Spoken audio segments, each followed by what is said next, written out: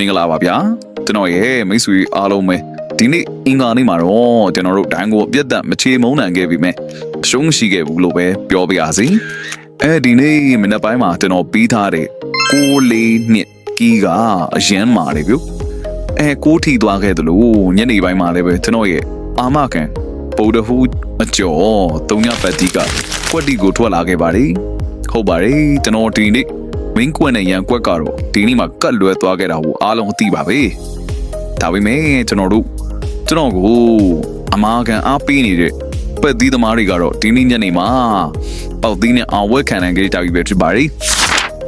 ပြီးခဲ့တဲ့အဘက်ကကျွန်တော်တို့တပတ်လုံးအောင်ဝက်ခံခဲ့သလိုမျိုးဒီဘက်မှာလဲလမ်းကြောင်းမှန်မို့ရှိနေသေးပါပဲလို့ကျွန်တော်ပြောချင်ပါတယ်ကဲအခုကျွန်တော်တို့မနေ့ပြန်ပုံတို့နေ့အတွက်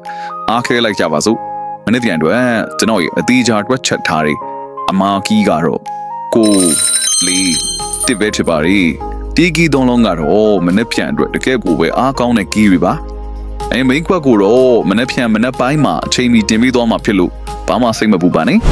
မိန်းခွက်တွေကို YouTube channel မှာမတင်နေအစောဆုံးသိကြတယ်အချိန်မီထိုးတင်နေဆိုရင်တော့ကျွန်တော်ရဲ့ Viber Community Group ကိုအခုပဲ join ထားလိုက်ပါကျွန်တော်ရဲ့